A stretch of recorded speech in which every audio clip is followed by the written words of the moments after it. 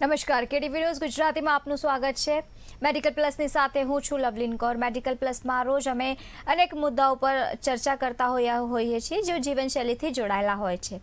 અત્યારે મોસમ ઠંડીનો ચાલી રહ્યો છે, પરંતુ અત્યારે ઘૂંટણની જે સમસ્યા છે તેમાં દર્દ ઉપડતો હોય છે। એક સામાન્ય ક્વેશ્ચન થઈ ગયું છે લોકોના મનમાં, કારણ કે બગડતી જીવનશૈલીના કારણે યુવાનોમાં પણ આ સમસ્યા વધી રહી છે। ઘૂંટણમાં દર્દ થાય છે। સિવિલમાં પણ રોજના સરેરાશ 10%થી વધુ દર્દીઓ આવતા હોય છે અને યુવાનોમાં આ સમસ્યા ઝડપથી વધી રહી છે। હોઈ બી શકે છે કે શારીરિક પ્રવૃત્તિના અભાવને કારણે, અને અત્યારે જીવનશૈલી એવી છે કે કલાકો સુધી અમે એક જ જગ્યા પર બેસી રહેતા હોઈએ છીએ, જેના પ્રમાણે કદાચ એવું બની શકે છે કે જે જોઈન્ટ્સ પેઇન છે ત્યાં અમને દર્દ ઉપડતું હોય છે જોઈન્ટ્સમાં, એવું બી થઈ શકે છે। પરંતુ આ તમામ મુદ્દાઓ વિશે આજે આપણે ચર્ચા કરીશું કે કઈ રીતે જે છે તે જોઈન્ટ્સમાં પેઇન થાય છે, પછી એના પાછળનું કારણ શું હોઈ શકે છે, એક મેદસ્વીતા પણ કહી શકાય આના પાછળનું કારણ, અને એના સિવાય ખરાબ આદતો પણ કહી શકાય છે। તો આજ સાથે અમે તમામ મુદ્દા પર ચર્ચા કરવા જઈ રહ્યા છે। તો આજે અમારી સાથે ડૉક્ટર જોડાઈ ગયા છે, ડૉક્ટર ચિરાગ પટેલ અમારી સાથે જોડાઈ ગયા છે। સૌપ્રથમ ડૉક્ટર, સ્વાગત છે આપનું કેટીવી ન્યૂઝ ગુજરાતીમાં। સૌપ્રથમ આજે આપણે તમામ વિષય પર ચર્ચા કરીશું ડૉક્ટર। એના પહેલાં આપણે સમજીશું કે ઘૂંટણમાં જે દુખાવો થાય છે કેવી રીતે થાય છે, એના પાછળનું કારણ શું? ઘૂંટણમાં દુખાવો સામાન્ય રીતે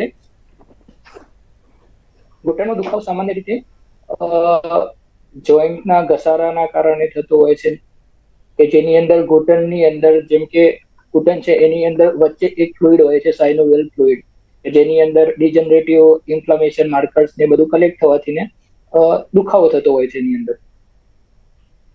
જી બિલકુલ ડૉક્ટર, પરંતુ અત્યારે યુવાનોમાં આ સમસ્યા ખૂબ જ ઝડપથી ફેલાતી જોવા મળી રહી છે। દર 10માંથી 8 યુવાનો તો એમ કહેતા હોય છે કે મારે ઘૂંટણમાં દુખાવો થઈ રહ્યો છે। એના સિવાય હાથમાં, જોઈન્ટ્સમાં પણ એ લોકોને દુખતું હોય છે, દુખાવો થતો હોય છે। તો આ જે પ્રક્રિયા છે આ સ્ટાર્ટ કેવી રીતે થાય છે?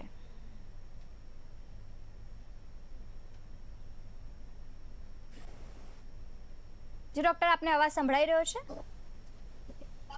હેલો જી ડૉક્ટર, અત્યારે મારો પ્રશ્ન એ છે કે અત્યારે યુવાનોમાં આ ખાસ કરીને દર્દ જે છે જે જોવા મળી રહ્યો છે, દર્દ થતું હોય છે લોકોને, જોઈન્ટ્સમાં દર્દ થતું હોય છે અને આ સાથે જ ઘૂંટણમાં પણ દર્દ થતું હોય છે। એવું બી બની શકે છે ને કે લાંબા સમયે લોકો એક જ જગ્યાએ બેસી રહેતા હોય છે, તેના કારણે થઈ શકે છે?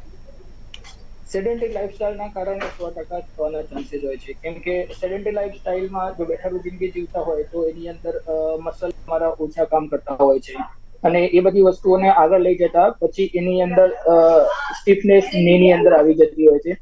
તો આ બધું જોતા એની અંદર પોસિબલ છે કે એ વસ્તુ થઈ શકે છે। જી બિલકુલ ડૉક્ટર, આ સાથે જ અત્યારે ઠંડીનો મોસમ ચાલી રહ્યો છે, તો ઠંડીના સિઝનમાં પણ જે લોકો છે તે લોકોને જૂનો કોઈ ઘાવ હોય છે એમાં પણ દર્દ ઊભરીને બહાર આવતું હોય છે, અને આ સાથે જ જે જોઈન્ટ્સમાં છે તેમાં તો પેન થતું જ હોય છે। આ ઠંડી એક કારણ હોઈ શકે છે આના પાછળનું? હા, ઠંડીના કારણે 100% થવાનો ચાન્સીસ હોય છે।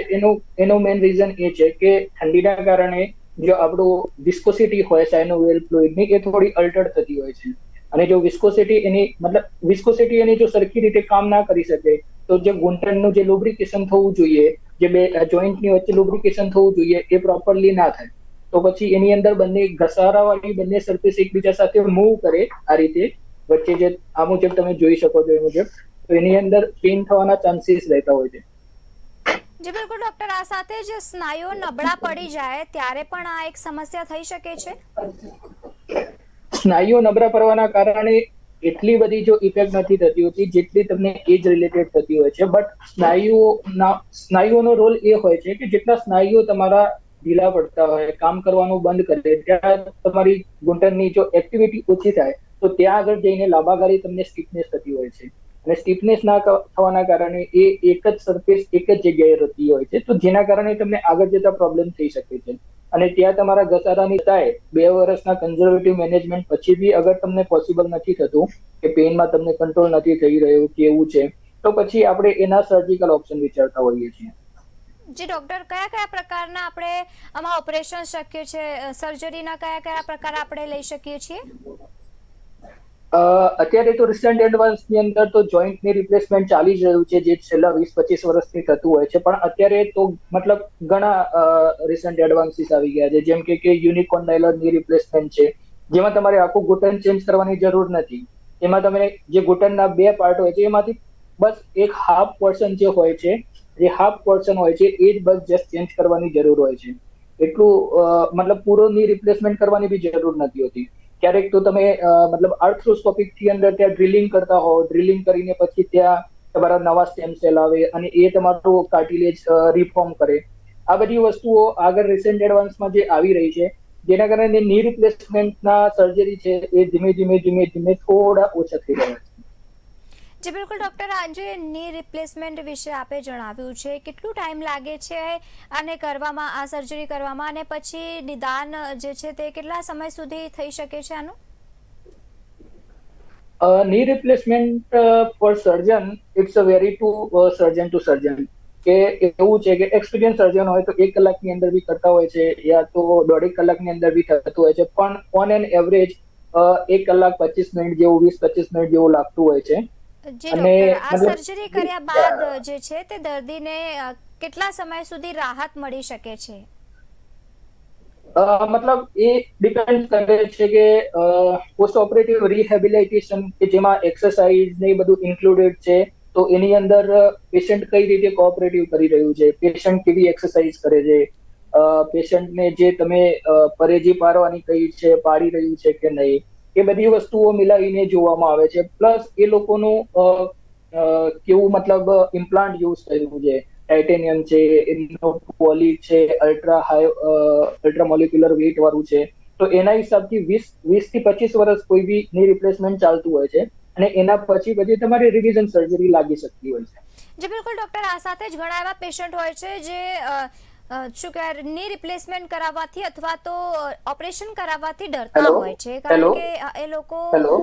જી, આપને અવાજ સંભળાઈ રહ્યો છે? હા.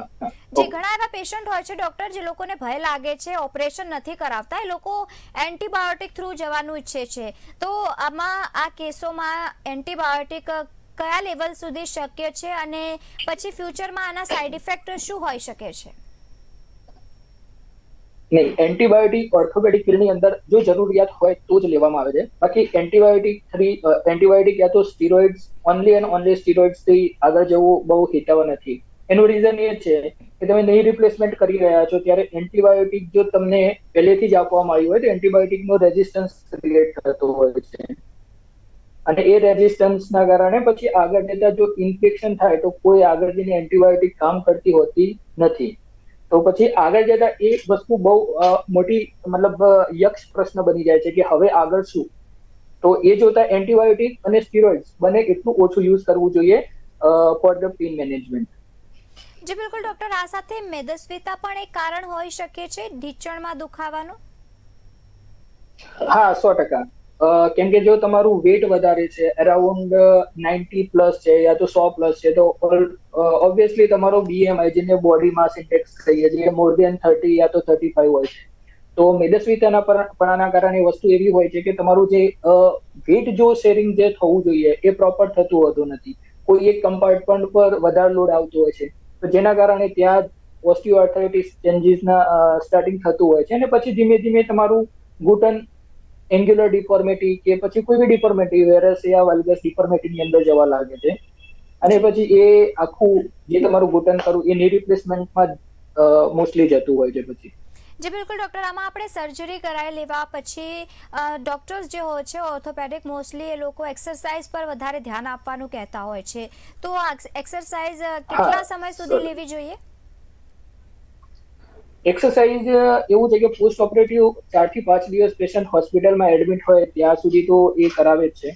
એના પછીની જે એક્સરસાઇઝ છે એ પેશન્ટને ઘરે સમજાવવામાં આવતી હોય છે કે એ મુજબ કરતા રહેવાનું છે. કેમ કે ની રિપ્લેસમેન્ટ એક વસ્તુ એવી છે કે જેની અંદર તમે બહારથી કોઈ ઇમ્પ્લાન્ટ નાખી રહ્યા છો, તો એ આપણા જેવું નેટિવ જોઈન્ટ છે એ મુજબ કામ નથી કરતું હોતું. તો એ મુજબ તમારા મસલ, એ પ્રમાણે તમારા લિગામેન્ટ, એ પ્રમાણે તમારી મૂવમેન્ટ, એ બધી રીતે સેટ થવી જોઈએ, તો જ તમને ની રિપ્લેસમેન્ટનો 100 માંથી 100% તમને ઉપયોગ મળી શકે છે. બાકી પછી એ બધી વસ્તુઓ તમારો અનઇવન લોડ શેરિંગ છે, આ બધી વસ્તુઓ આગળ લઈ જતા તમને પછી યા તો પેરીપ્રોસ્થેટિક ફ્રેક્ચર કે પછી પડી જવું, તમને જોઈન્ટ નું સેન્સ ના રહે, પ્રોપ્રિયોસેપ્શન જેને બોલતા હોય, એ બધું પ્રોપર ડેવલપ નથી થતું હોતું. તો મતલબ પોસ્ટ સર્જરી 1 મહિનો તો એક્સરસાઇઝ હર કોઈ ની રિપ્લેસમેન્ટ સર્જન બોલતા હોય. જી બિલકુલ ડૉક્ટર, આમાંથી ઘણા એવા પેશન્ટ્સ હોય છે જે ની રિપ્લેસમેન્ટ કરાવી લીધું હોય અને પછી એક્સરસાઇઝ કરાવીને 3 થી 6 મહિનાનો સમયગાળો નીકળી જાય અને પછી એ લોકોને ફરીથી દર્દ ઉપડે છે તે જ જગ્યાએ. તો આના પાછળનું કારણ શું એક લિમિટેડ સમય સુધી જ એક્સરસાઇઝ કામ કરે છે? હા, મોસ્ટલી એવું હોય છે કે પેશન્ટ ક્યારેક એક્સરસાઇઝ કરે છે, ક્યારેક નથી કરતો, ક્યારેક એ લોકો 4-5 દિવસના ગેપ પછી એક્સરસાઇઝ કરતા હોય છે. પોસ્ટ ઓપરેટિવ મસલ એવા હોય છે કે એની અંદર સૂજન હોય છે સ્નાયુઓની અંદર, અને જો તમે ઓપરેશન ના કરો તો સ્નાયુઓ સ્ટીપ થવા લાગે છે, અને પછી એને 4 દિવસ 5 દિવસ પછી તમે ડાયરેક્ટ એક્સરસાઇઝ કરતા હોવ તો એ વખતે તમને પેઇન વધારે થતો હોય છે. જી, આના સિવાય ડૉક્ટર ઘણા એવા પેશન્ટ્સ હોય છે જે લોકોને નીમાં તો દર્દ થતું જ હોય છે, ઘૂંટણના સિવાય હાથોમાં પણ એ લોકોને દર્દ ઉપડતું હોય છે, અને ખાસ કરીને ઠંડીના સિઝનમાં આ દર્દ ઉપડવાનું સૌથી મહત્વનું કારણ શું હોઈ શકે? હા, એનું રીઝન એવું હોય છે કે ઘણી વખતે રૂમેટોઇડ આર્થરાઇટિસ કે પછી ગાઉટ જેને કહેતા હોય, યુરિક એસિડ વધવાના કારણે આ બધી સમસ્યાઓ તમને શિયાળાની અંદર વધારે જોવા મળતી હોય છે, કેમ કે તમારું જે સાઇનોવિયલ ફ્લુઇડ છે જોઈન્ટની અંદર, એને વિસ્કોસિટી થોડી કમ થતી હોય છે, એ થોડું ઘટ બનતું હોય છે, અને એ વખતે તમારી જે મુવમેન્ટ છે એ એટલી લિબરલ એન્ડ ફ્રીલી નથી થઈ શકતી હોતી, કે પ્રોપર લુબ્રિકેશન નથી થતું હોતું. તો just because of that only કે તમને પેઇન થતો હોય છે. જી, તો ઠંડીના સિઝનમાં ધ્યાન રાખવા જેવી બાબતો કઈ પ્રકારની હોઈ શકે છે આવા લોકો માટે જે સતત દર્દથી પીડાઈ રહ્યા હોય? રેગ્યુલર એક્સરસાઇઝ, તમે મોર્નિંગ વોક કરી શકો છો, ઇવનિંગમાં થોડું જમ્યા પછી ચાલી શકો છો, અને બને ત્યાં સુધી ઉઠક બેઠક કરવી કે દિવસના 1-2 દાદરા ચડવા પોસિબલ હોય તો આ વસ્તુ કરવાથી તમારું જોઈન્ટનું મુવમેન્ટ થતું રહે છે, અને અંદરનો જે સાઇનોવિયલ ફ્લુઇડ છે એની પ્રોપર વિસ્કોસિટી મેન્ટેન કરીને રાખતું હોય છે. તો 100% તમને તમારી જે એક્સરસાઇઝ છે એ વસ્તુની અંદર હેલ્પ કરી શકે છે. જી બિલકુલ ડૉક્ટર, આની સાથે એક તો ડી ટ્રાન્સપ્લાન્ટ થઈ ગયું અને ઘણા લોકો એન્ટીબાયોટિક્સ પર પણ રહે છે, એના સિવાય કોઈ આવા ઉપાયો છે જે આવા પ્રકારના દર્દીઓ કરી શકે છે?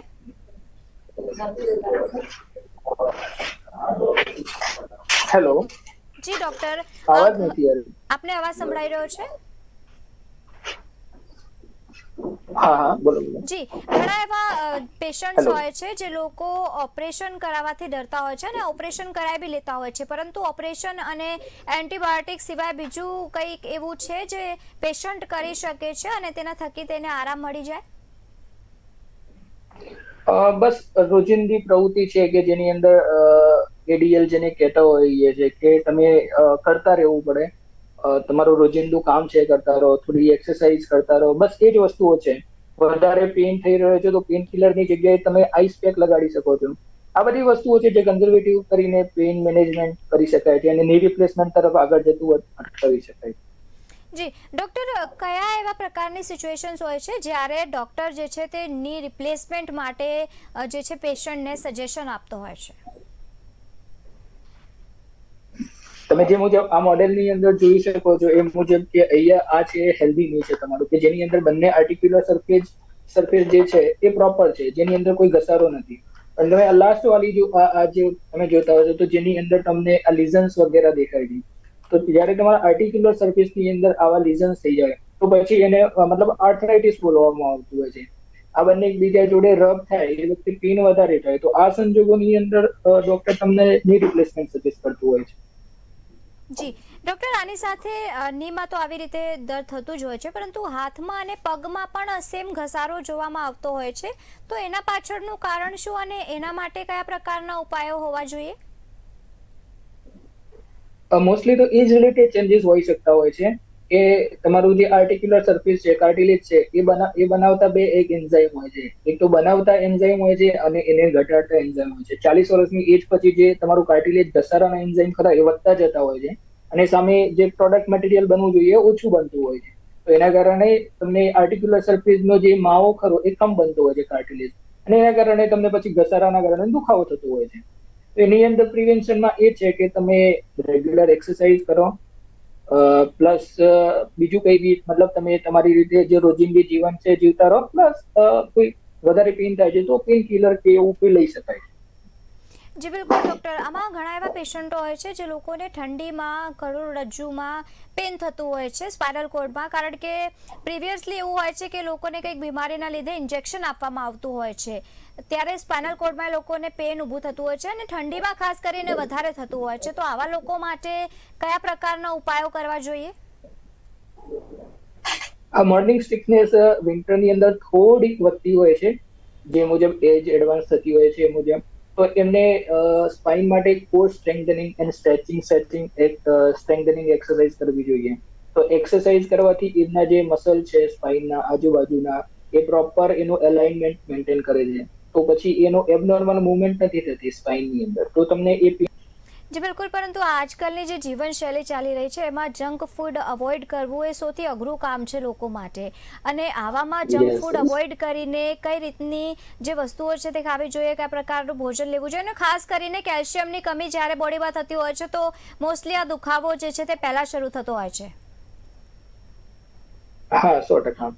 તો મોસ્ટલી તો જંક ફૂડ તો એવોઇડ કરવું જોઈએ, અને બને ત્યાં સુધી હેલ્ધી આહાર છે કે મતલબ નોર્મલ આપણા જે ગ્રીન લીફી વેજીટેબલ છે એ બધું સગળું લેવું જોઈએ.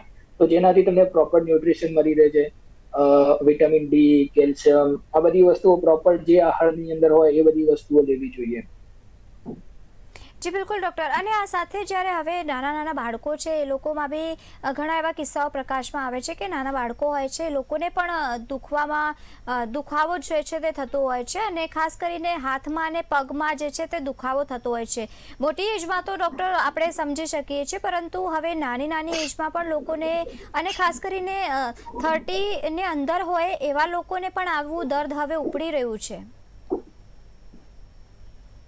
હા, તો બાળકોની અંદર મેઇન કારણ એ હોય છે કે બાળકોને અત્યારના મતલબ જે પ્રમાણે શૈલી ચાલી રહી છે, બાળકને ઘરની અંદરથી બહાર નથી નીકળવામાં આવતું, તો બાળક સૂર્યપ્રકાશમાં ખેલી નથી રહ્યું.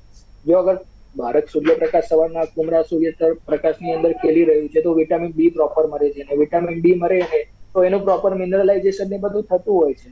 અને આ બધી વસ્તુઓ ના થાય જ્યારે બાળક ના રમવા જાય, તમારું વિટામિન્સ તમને ના મળે પ્રોપર, તો પછી તમારા બોનની અંદર ડિફોર્મિટી ચાલુ થતી હોય છે. જો પ્રોપર કેલ્શિયમ, પ્રોપર તમારું જે મિનરલાઇઝેશન, હાઇડ્રોક્સી એપેટાઇટ જે બોલી શકાય, આ બધી વસ્તુઓ પ્રોપર ના થતી હોય તો એના કારણે પછી આગળ જતા થોડું તકલીફ થતી હોય છે એ વસ્તુની અંદર, અને એ બધી વસ્તુઓ તમને આગળ જતા પેનમાં કન્વર્ટ થતી હોય છે. જી ડૉક્ટર, અને આના સિવાય જ્યારે ની ટ્રાન્સપ્લાન્ટ થઈ ગયું હોય તો કયા કયા પ્રકારની સાવચેતી રાખવી ખૂબ જ જરૂરી છે? તમારી રેગ્યુલર એક્સરસાઇઝ છે, અને જો તમારા ડોક્ટરે જે મુજબ કીધું હોય કે તમારે અધૂરકા પગે નહીં બેસવું, કે સ્ક્વોટિંગ નહીં કરવું, હેવી સ્ક્વોટ જે કહી શકાય કે એ ના રમવી, સડનલી રનિંગ ના કરવું, આ બધી વસ્તુઓ એ જે તે ડોક્ટર હોય છે એ લોકોએ એમને કહેલી હોય છે. તો એ મુજબ એ પેશન્ટે પોસ્ટ ઓફ રિહેબિલિટેશનમાં થોડું ધ્યાન આપવું પડતું હોય. જી ડૉક્ટર, આની સાથે ઘણા એવા લોકો હોય છે જે લોકોને આવું મિથ હોય છે કે જે બોડીમાં નેચરલી થિંગ્સ હોય એ સારી છે, બેટર છે, પરંતુ જ્યારે આપણે ની ટ્રાન્સપ્લાન્ટ કરાવી લઈએ ત્યારે બોડીમાં કંઈક બહારથી આપણે સર્જિકલ કરીને ઉમેરવું હોય છે, તો એ લાંબા ગાળા સુધી તમને આડઅસર કરે, એવું કંઈક થઈ શકે છે? નહીં, એ પ્રકારનું એ ચોક્કસ મિથ છે પેશન્ટની અંદર, બટ એની અંદર કોઈ સચ્ચાઈ નથી. તમે પેન સહન કરી રહ્યા છો, બટ આપણે જે વસ્તુ નાખી રહ્યા છીએ એ એઝ વેલ એઝ બોડીની જીવિત છે, એની અંદર કોઈ ચેન્જીસ નથી, જસ્ટ એ મેટલની બનેલી હોય છે, અને જે શરીર પર કોઈ આડઅસર નથી કરતી હોય. જી ડૉક્ટર, તો અમારા દર્શકોને સમજાવશો તમે કે કઈ રીતે જ્યારે ઓપરેશન કરવામાં આવે છે તો આ જે સર્જરી થાય છે કઈ રીતે થાય છે, અને પેશન્ટ માટે આ કઈ રીતે સારી છે? હા જી, ચોક્કસ. એની અંદર તો ફર્સ્ટ ઓફ ઓલ આપણે પેશન્ટને એનેસ્થેસિયા આપ્યા પછી એને પ્રોપર પોઝિશન આપતા હોઈએ છીએ, અને પછી એને ઘૂંટણની વચ્ચેથી જ ચીરો મૂકીને પછી ઘૂંટણ ખોલવામાં આવતું હોય છે. અને જે મુજબ તમે જોઈ શકો છો આ રીતે વચ્ચેનો એક ફીમર બોન હોય છે ઉપરવાળું, અને નીચેવાળું ટીબિયા બોન હોય છે. તો અહીંયા પ્રોપર કટ લેવામાં આવે છે એમની સાઇઝ મેજર કરીને. પ્રી ઓપરેટિવ આપણે એક્સરે વગેરે કરાવ્યું હોય છે, એના પરથી આપણને આઈડિયા આવતો હોય છે. અને એ મુજબ જે મશીન્સ ને બધી જે ટેકનિકલ છે, અત્યારે આજકાલ તો મતલબ કોમ્પ્યુટર નેવિગેટેડ બી આવી ગયું છે, તો એ મુજબ કોમ્પ્યુટર પ્રોપર એમનું મેજરમેન્ટ કરતું હોય છે અને એ મુજબ એને કટ કરીને પછી ફીમરમાં એક આ રીતની કેપ નાખતા હોઈએ છીએ આપણે, અને બીજી એક નીચે ટીબિયા એક બોનની અંદર કેપ નાખતા હોઈએ છીએ, અને પછી એ વસ્તુને ક્લોઝ કરી દેવામાં આવે છે. એઝ નોર્મલ જ છે આ વસ્તુ, નોર્મલ ની જોઈન્ટની જેમ જ આ મૂવ કરતું હોય છે. જી બિલકુલ ડૉક્ટર, અને આ સાથે જ્યારે ઓપરેશન થઈ જાય છે તો સરેરાશ કેટલા હદ સુધી જે છે, કેટલા પર્સન્ટેજ સુધી દર્દીને જે છે તે રાહત મળી જતી હોય છે? મોસ્ટ ઓફ કેસની અંદર તો 90% જે બી પેશન્ટ હોય એમનો સેટિસ્ફેક્શન આન્સર હોય છે, બટ કોઈક 10% હોય છે કે જેની અંદર નીમાં થોડું પોસ્ટ ઓપરેટિવ પેઇન રહેતું હોય છે, બટ એ બી 1 મહિનાની એક્સરસાઇઝના અંતે એ બી જતું જ રહેતું હોય છે. તો કહેવાનો મિનિંગ એ છે કે 100 થી 100% જે પેશન્ટ છે એમનો 100% મતલબ પોસ્ટ ઓપરેટિવ એ લોકો સેટિસ્ફાઈડ થતા હોય છે રિપ્લેસમેન્ટ. જી બિલકુલ ડૉક્ટર, અને આની સાથે જે 10% દર્દીઓ એવા પણ હોય છે જે ઓપરેશનથી ડરતા હોય છે, તો એ પ્રકારના દર્દીઓને રાહત મળી રહે તેવા પ્રકારના કઈ વસ્તુઓનું ધ્યાન રાખવું જોઈએ અને કયા પ્રકારની આપણે મેડિસિન લઈ શકીએ છીએ? મોસ્ટલી તો પેઇન કિલર છે કે જે રૂટીન પેઇન કિલર લઈ શકતા હોઈએ છે, બટ એમાં બી જો કિડની તમારું પ્રોપર વર્ક નથી કરી રહી તો પછી એમાં બી તમારે મતલબ તમે એટલી બધી યુઝ નથી કરી શકતા હોતા, તો પછી એમનું તો છેલ્લે એક જ મેનેજમેન્ટ છે કે ની રિપ્લેસમેન્ટ કરો યા તો પછી થોડું દર્દ સાથે આગળની જિંદગી વધાવો, બસ એ જ ઓપ્શન છે પછી. જી ડૉક્ટર ચિરાગ, આપનો ખૂબ ખૂબ આભાર કેટીવી ન્યૂઝ ગુજરાતી સાથે જોડાવા બદલ અને આ સમગ્ર વિષય પર અમને ચોક્કસપણે ધ્યાન આપવા બદલ, અને સરસ મજાની રીતે તમે સમજાવ્યું છે કે કઈ રીતે આમાં ધ્યાન આપવું. ઘૂંટણની સમસ્યા આજના સમયમાં એક સામાન્ય સમસ્યા બની ગઈ છે, જે પહેલાં જે વધારે પડતા ઉંમરના લોકો હતા તે લોકોને થતી હતી, પરંતુ હવે જે 30ની એજમાં અંદર હોય છે એ પ્રકારના લોકોને પણ આવી સમસ્યા હોય છે. અને મોસ્ટ ઇમ્પોર્ટન્ટ થિંગ જે ડૉક્ટરે બતાવી છે તે છે કે એક જગ્યાએ લાંબા ગાળા સુધી આપણે બેસી રહીએ છીએ કે એની શકાય મેદસ્વીતા, અને સાથે જ જે જીવનશૈલીમાં જે અમે ખાવીએ છીએ એના પર સંતુલિત આહાર જે છે તે ધ્યાન આપવું ખૂબ જ જરૂરી છે, કારણ કે જો તમે આવી જીવનશૈલીમાં સંતુલિત આહાર ના લો તો તમને ઘણા પ્રકારની સમસ્યાઓ થઈ શકે છે. ફરી મળીશું મેડિકલ પ્લસમાં આવા જ એક નવા મુદ્દા સાથે. ત્યાં સુધી જોતા રહો કેટીવી ન્યૂઝ ગુજરાતી.